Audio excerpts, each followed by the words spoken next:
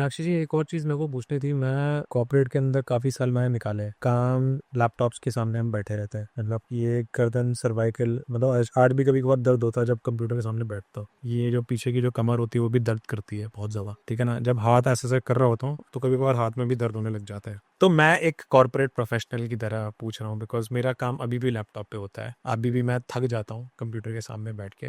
मेरा क्वेश्चन ये है कि a person who is working for 14 hours in front of the computer, उसको किस चीज का ध्यान रखना चाहिए, और अगर उसका ध्यान नहीं रखा गया तो फिर उसको लॉन्ग टर्म में क्या दिक्कतें हो सकती है, ये बताइए। तो सबसे पहले तो अगर वर्किंग प्रोफेशनल, वो सिर्फ उसकी ही ना बात करें, वो सबकी ही बात करनी चाहिए कि होम मेकर भी है, हाउस वाइफ भी किस तरह से काम कर रही है उसका भी, और एक ऑफिस में बैठा है वो भी। सबके पोस्चर्स ठीक होने चाहिए, है ना।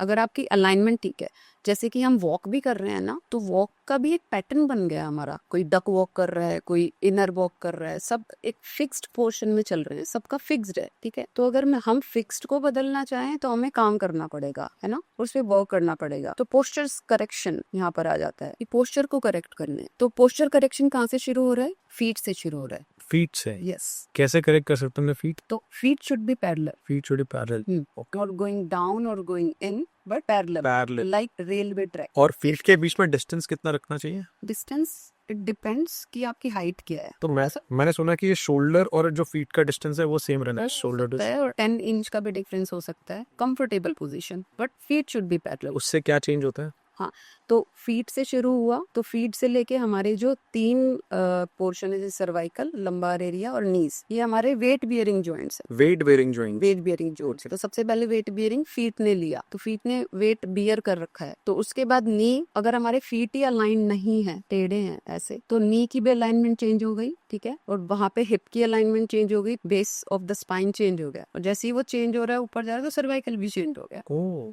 तो ये सारा ओरिजिनेट आपका फीट से हो रहा है? फीट से शुरू हो रहा है Okay. ना। फीट, हमारी स्टैंडिंग पोजीशन कैसी है? एक टांग पे खड़े हो जाते हैं, एक टांग पे पूरा प्रेशर ले लेते हैं और एक हवा में उड़। सही बोल रहे हो, मेरा लेफ्ट साइड का जो पैर है उस पे ज्यादा मेरा प्रेशर है, और मैंने देखा है कि जब शूज के जो सोल्स है ना वो भी मेरे लेफ्ट साइड के जो है वो ज्यादा घिसे हैं देन राइट, तो मेरा पोस्चर गलत है। हाँ, तो इसलिए उस लेफ्ट हिप में ही प्रॉब्लम होनी शुरू हो जाएगी तो आप कह रहे हो कि मेरे को लेफ्ट हिप में प्रॉब्लम होनी स्टार्ट हो जाएगी? हो सकती है। हो सकती है। तो मैं अगर इसको पहले डिटेक्ट करके प्रिवेंट करूँ तो फिर कैसे करूँ? तो योग प्रिवेंशन ही है। नहीं, पता कैसे चलेगा कि मेरा बैलेंस खराब है? मतलब ये तो पता ही नहीं है ना, जैसे आपने बता दिया, लेकिन मैं तो, मेरा शू बताता है, वो भी काफी टाइम चलाने के बाद जाके मेरे को समझ आया। अगर मेरे को पता है, जैसे कि गाड़ी की भी अलाइनमेंट होती है, तो गाड़ी के अंदर कुछ ठीक करते हैं, फिर पता चलता है कि आप गाड़ी सही चल रही, मुझे कैसे पता चलेगा कि अब मेरी अलाइनमेंट सही है? वो खुद को फील होता है ना कि आप एक तरफ लीन कर रहे हो, है ना।